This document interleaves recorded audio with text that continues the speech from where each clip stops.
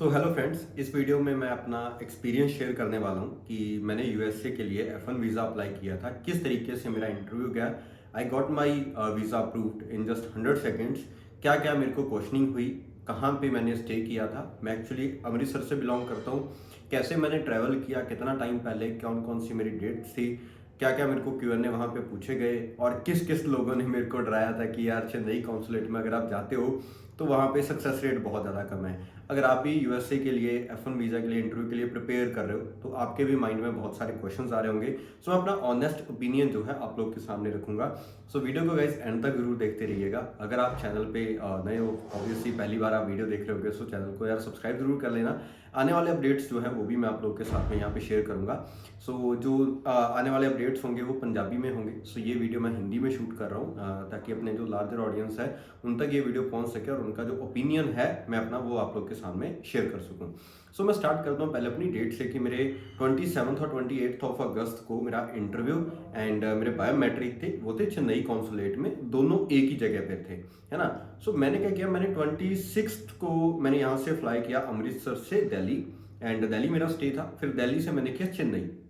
चेन्नई गया, चेन्नई मेरे को वहाँ पे मैं पहुँच गया था करीबन करीबन 9:30 पे, 9:30 AM।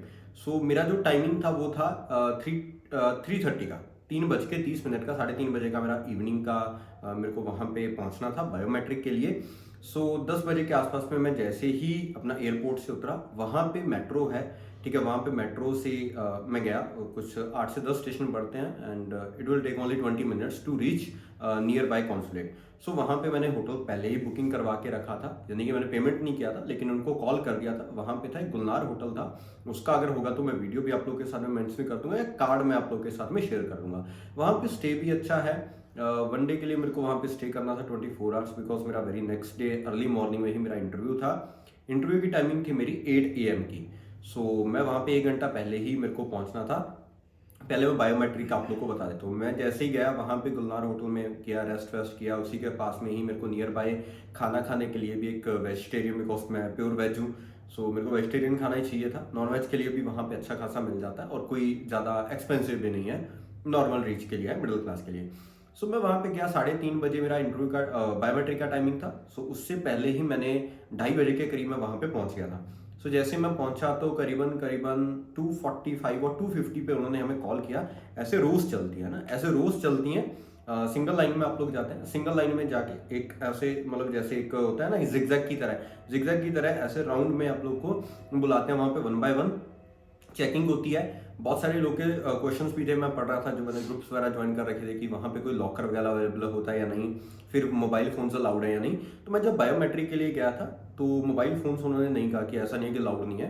उन्होंने कहा आप स्विच ऑफ करके आप अपने पॉकेट में डाल लीजिए, कोई भी कीचेन वगैरह है वो वहाँ पे चेकिंग होती है, 2 बार चेकिंग होती है। तो वहाँ पे चेकिंग होने के बाद में वो आप लोग को आगे भेजते हैं।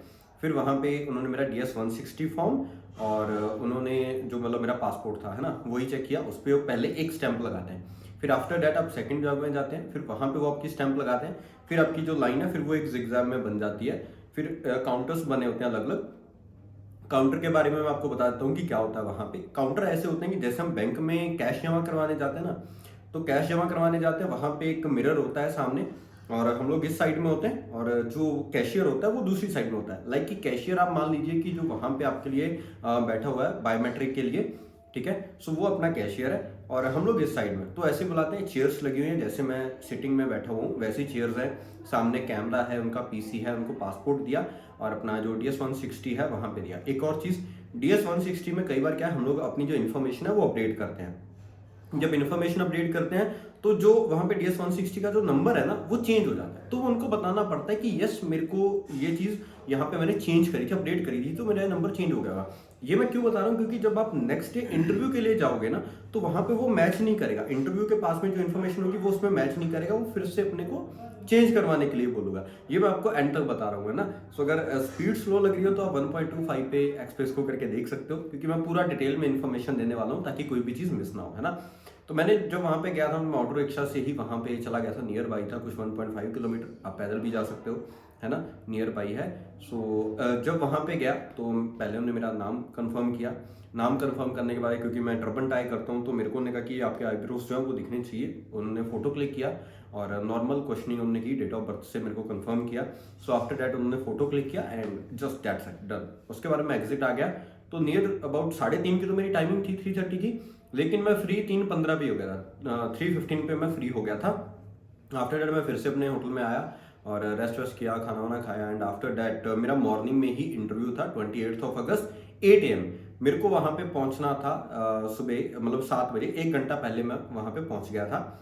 सो मेरे जाने से पहले ही बहुत क्राउड था। चेन्नई कॉन्सुलेट है और डेफिनेटली वो एक हाईवे, एक पुल के पास में है, मतलब एक वहाँ पे जाता है और वहीं पे हम लोग नियर बाय वहाँ पे सब लोग खड़े हुए थे। मेरे जाने से पहले नियर अबाउट मैं 7 AM पहुँच गया था। मेरे जाने से पहले पहले वहाँ पे नियर अबाउट 50 to 60 जो लोग इंटरव्यू के लिए अपीयर होने आए थे वो लोग वहाँ पे ऑलरेडी खड़े थे। सो मैं वहाँ पे गया तो लाइन में हम लोग लगे हुए। एक्चुअल में क्या वो हमें ऑब्जर्व करना पहले से ही स्टार्ट कर देते हैं। तो 7:30 बजे उन्होंने एंट्री स्टार्ट कर दिया, 7:30 पे चेन्नई कॉन्सुलेट जो था वो ओपन हो गया था, है ना।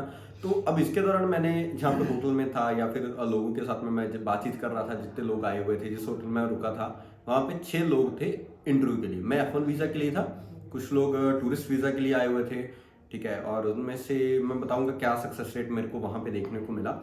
जब उनसे मैंने बातचीत किया कि आपके पास में आए होंगे इंटरव्यू के लिए तो लोग क्या सक्सेस रेट रहता है, तो उन्होंने मेरे को बताया कि जो लास्ट यानी कि जुलाई का मंथ था और वो बहुत अच्छा गया था, उसमें 80 to 90% सक्सेस रेट मिल रहा था। लेकिन अभी जो है वो 50% के आसपास का सक्सेस रेट देखने को मिल रहा है।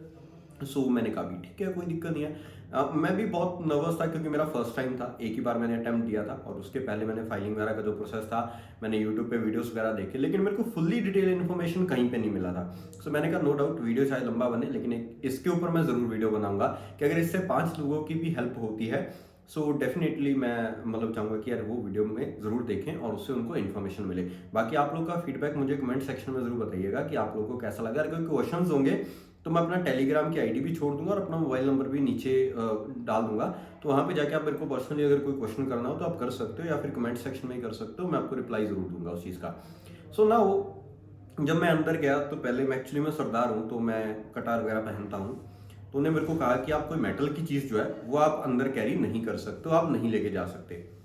सो मैंने एक्चुअल में वहाँ पे क्या हुआ, मैंने वहीं पे एक सरदार जी अंकल थे, मैंने उन्हीं को वो चीज़ कैरी आउट किया, है ना, जो हम लोग प्रेयर करते हैं उसके सामने पहले हमने कहा, ठीक है, वो सारी चीज़ें करी। आफ्टर डैट जब मैं अंदर गया, ठीक है, तो अंदर जाते ही सबसे पहले आपकी 2 बार चेकिंग होती है, सबसे फर्स्ट चेक में, ठीक है। एंड आफ्टर डैट वहाँ पे आपको अलाउड होता है सिर्फ आपका पर्स, पर्स में सिर्फ आप अपना कैश कैरी कर सकते हो और कोई चीज़ कैरी नहीं कर सकते। मोबाइल फ़ोन वहाँ पे कैरी करने के लिए अलाउड नहीं है, नहीं कर सकते आप। सिर्फ आपका जो फोल्डर होगा जिसमें आपके डॉक्यूमेंट्स हैं सिर्फ वही होंगे। मैं फ़ोन मेरे पास में 2 फ़ोन थे तो मैंने दोनों ही अपना जो है होटल में ही रूम लॉक करके मैं चला गया था। सिर्फ मेरे पास में की था, एक मेरा पर्स था, दैट्स इट। जब मैं गया नियर अबाउट 7:40 के आसपास में सब चेकिंग होके, ठीक है, मैं गया और वहाँ पे एक असिस्टेंट बैठे होते हैं, वो आपको बताते हैं कि आप अपनी I-20 और पासपोर्ट ये आप अपना आउट कर लो, बाकी डॉक्यूमेंट्स आप उसमें फोल्डर में ही रहने दो, सिर्फ यही तो चाहिए। अब यहाँ पे क्वेश्चन क्या आते हैं कि क्या हमें मतलब वहाँ पे लॉकर अलाउड है या फिर नहीं है। वहाँ पे मैंने कोई लॉकर की मतलब फैसिलिटियाँ नहीं देखी, अगर होगी भी तो बहुत महंगी होगी या मेरे को नहीं पता होगा। सो मैंने लॉकर की फैसिलिटी ऐसी नहीं देखी। सो जो मेरे लिए था, मैं पहले से ही प्रिपेयर होकर गया था कि नहीं यार मेरे को ऐसी कोई चीज़ कैरी नहीं करनी है जो मेरे को वहाँ पे सबमिट करनी पड़े या फिर साइड में छोड़ के जानी पड़े। सो जब मैं गया मैं देखा काउंटर्स ही काउंटर थे। तो जैसे ही हम लोग एंट्री किए वहाँ पे एक आउटरेंज एरिया था, देन आप अंदर जाते हो, ठीक है। वहाँ पे गेट के अंदर गया। जैसे ही हम लोग एंटर करें लाइन से काफ़ी मतलब बनी हुई, वहाँ पे हमें कुछ भी किसी से भी कुछ भी डिस्कशन नहीं करना होता है। मैं चुपचाप अपना लाइन में खड़ा हुआ था। काफ़ी टाइम लगा मेरे को, करीबन 20 to 30 मिनट्स। एंड मैं देख रहा था लोग आ रहे थे, है ना, और उसी के दौरान उसी में एंटर हो रहे थे। तो जो मतलब लाइन की जो काउंटर्स थे ना वो इस तरीके से थे, 1 से स्टार्ट हो गए 8 तक, फिर देन 24 तक। मैं ऑब्जर्व कर रहा था सारी चीज़ें। कुछ लोग बहुत खुश होकर आ रहे थे जिनका वीज़ा अप्रूव हो रहा था, कुछ लोग के पास में पासपोर्ट था, वैसे ही तो पता लग रहा था कि यार इनका वीज़ा अप्रूव नहीं हुआ। मैं गया, मेरे को भी उन्होंने एंट्री करा। ऐसे ही काउंटर्स थे ना, जैसे 1 2 3 4 इस तरीके से। तो मेरा था counter number 21 and he was a American guy, black guy, he was very healthy and bald guy था। तो अमेरिकन जो भी मेरे इंटरव्यू और वीज़ा ऑफिसर थे। एंड मैं जैसे ही गया तो ऐसे हम लोग को लाइन में लगे, 1 2 3 3 ही लोग होते हैं। तो एक का इंटरव्यू चल रहा होता है, 2 लोग पीछे से लाइन में खड़े होते हैं और सेम पोजीशनिंग क्या होती है कि सामने ऐसे मिरर लगा हुआ है, मिरर के उस साइड वीजा इंटरव्यू है और इस साइड हम लोग खड़े होकर इंटरव्यू देते हैं। वहां पे स्टैंडिंग है, वहां पे कोई बैठने के लिए जगह नहीं है, जैसे बायोमेट्रिक के सिटिंग के लिए था वहां पे नहीं है। तो मीन्स दैट कोई टाइमिंग भी ज्यादा नहीं लग रहा था। साथ में भी ऐसे इंटरव्यूज चल रहे थे और वहां पे एक लेडीज भी आए थे, उनका स्पाउस वीजा था। उन्होंने उनको मेरे हिसाब से जब से मैं उनको देख रहा था उसी टाइम से इंटरव्यू उनका ले रहे थे, काफी क्वेश्चनिंग करी, बहुत ज्यादा क्वेश्चनिंग हुई। तो वहां पे क्वेश्चनिंग जब उनको करी तो वहां पे बहुत टाइम लिया उन्होंने, है ना। लेकिन मेरे जो आगे बंदे थे, ठीक है, आई डोंट नो कि उनका वीजा अप्रूव हुआ या नहीं हुआ, बट मैं जस्ट देख रहा था, मैंने किसी को कुछ भी नहीं सुना। बिकॉज जब हम किसी का क्वेश्चन सुनते हैं तो हमारे माइंड में आता है कि यार ये चीज़ क्या होगी, तो वहां पे एक नर्वस हो जाता है। मतलब मैं रिलैक्स था कि नहीं यार कोई दिक्कत नहीं है, जो होगा देखा जाएगा। बिकॉज हमारा काम है, हमें 100% देना है ना। मैं ज़्यादा ओवर हाइप भी नहीं हुआ था, ना ही ज़्यादा अंडर कॉन्फिडेंस था। तो जब मेरा मतलब टर्न आया वहां पे मैं गया तो उन्होंने कहा pass me your I-20 and your passport. तो मैंने दोनों चीज़ें दी, अपना पासपोर्ट दिया। तो जो उन्होंने स्टैंप लगा के दिया था ना, जो एक QR कोड था, वो स्कैन नहीं हुआ। तो उन्होंने कहा कि आप काउंटर नंबर 8 पे जाइए, you go to counter number 8 and please update it. तो मैं वहाँ पे गया, फिर उन्होंने मेरे को अपडेट किया, उन्होंने मेरे से इन्फॉर्मेशन पूछी कि what is your name, what is your age and आप है ना, तो ये सारी इन्फॉर्मेशन पूछी। देन उन्होंने कहा कि सेम काउंटर नंबर पे आपको जाना है जहाँ से आप वापस आए। मैं अगेन गया, फिर से मेरे आगे 2 बंदे थे एंड मैं थर्ड पे था। फिर जब मेरी टर्न आई तो अब इंटरव्यू का पूरा मेन पार्ट, मेरे से क्या क्या क्वेश्चन हुआ, मैंने क्या आंसर दिए, मैं वो आप लोगों के साथ में शेयर करता हूँ। तो जैसे मैं गया, उन्होंने कहा वीजा ऑफिसर ने कि please pass me your I-20 and your passport. मैं क्या हियर इट इज, मैंने पहले ही कह दिया था very good morning officer, how are you. उन्होंने कहा कि yes I am fine, and उन्होंने मेरे से नहीं पूछा कि how are you, just that's it, है ना। सो जैसे I-20 पास किया एंड उन्होंने मेरे को पहला क्वेश्चन किया कि okay so you are going to Westcliff University, and मैं yes, okay so how many other university did you apply for. So I answer it कि I applied for Westcliff University and वहाँ पे मेरे को gallon university का मैंने नाम दिया और कैलिफोर्निया स्टेट यूनिवर्सिटी का मैंने नाम दिया, जिन यूनिवर्सिटीज़ के लिए मैंने अप्लाई किया था। जब ये क्वेश्चन हुआ, फिर आफ्टर दैट उन्होंने मेरे से जो क्वेश्चन पूछा कि व्हाट इज योर CGPA, आपकी CGPA कितनी थी। सो मैंने आंसर किया कि I got 7.64 on scale of 10। Okay, so फिर वीज़ा ऑफिसर का जो मेरे नेक्स्ट क्वेश्चन था, ओके सो आपने क्या स्टडी किया है in your last qualification. I said कि yes I have done my bachelor of computer applications so in 2020। Okay, तो फिर वीज़ा ऑफिसर का जो मेरे नेक्स्ट क्वेश्चन था, अगेन यहाँ पे ध्यान रखना कि पहले भी उन्होंने मेरे से CGPA पूछा था और अभी उन्होंने फिर से CGPA पूछा था कि नाउ ओके, फिर से क्वेश्चन आया जैसे मैंने बताया कि आई have done my bachelor of computer applications in 2020। Okay, so how much CGPA you got in your last qualification, मैं आई गॉट अगेन 7.64। तो अगेन जब मैंने आंसर किया, 2 बार हो गया। प्लीज इस चीज का थोड़ा सा ध्यान रखना कि अगर आपको CGPA या फिर कोई नंबर से रिलेटेड कोई क्वेश्चन आता है, लाइक आपकी जो भी आपने सेविंग अकाउंट में दिखाया है या आपकी फीस पूछी जाए, हो सकता है वो 2 बार पूछ ले, तो एक्यूरेट होनी चाहिए, ना कि वो हम एक एज आ बोल दें कि नहीं ठीक है कुछ भी हो जाए बोल देंगे तो क्या ही पता चल रहा है ना। फिर जब उन्होंने मेरे को पूछा कि okay so you have done your bachelor of computer applications, now you are going for master in business administration, why. So I answered it कि I have a technical experience of 3 years and now I want to gain deep understanding about the strategic management and financial management.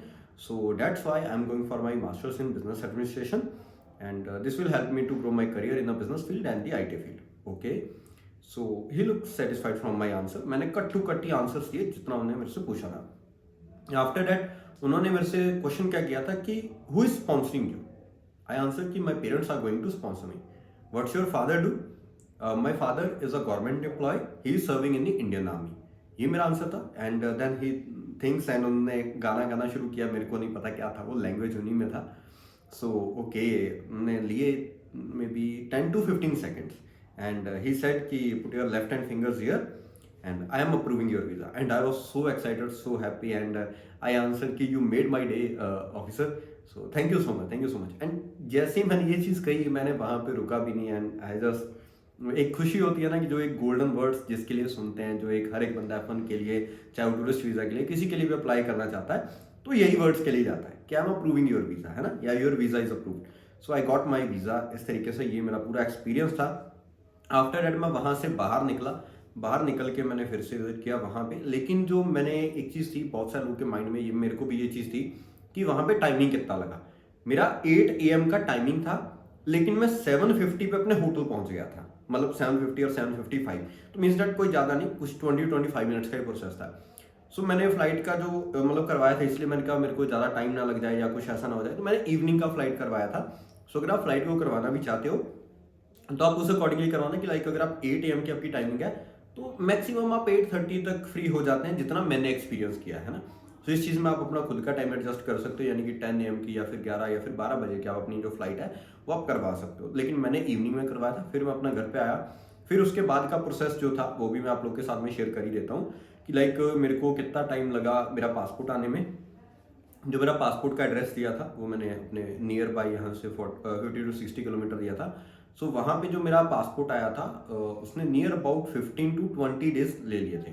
15 to 20 days के आने के बाद में जो मेरा पूरा process था कि लाइक यूनिवर्सिटी को फिर हमने फीस पे करनी है, फिर सारी चीज़ें, तो वो सारी चीज़ें आप लोग को भी पता है। अगर आप लोग चाहते हो कि उसके ऊपर मैं एक डिटेल वीडियो बना दूँ या फिर कोई चीज़ मिस रह गई हो यहाँ पे जो मैं इस वीडियो में नहीं बता पाया हूँ, तो प्लीज़ अपना जो फीडबैक है वो कमेंट सेक्शन में ज़रूर बताइएगा। And this was my first video, so अगर कोई गलती हो गई हो या फिर कुछ ऐसी मेरे से वर्ड यूज़ हो गया हो तो उसके लिए मैं पहले ही आप लोगों से हाथ जोड़ के सॉरी बोल देता हूँ, ठीक है। And guys thank you so much. So video को लाइक कर देना और कमेंट सेक्शन में ज़रूर बताइएगा कि वीडियो आपको कैसा लगा। Thank you so much.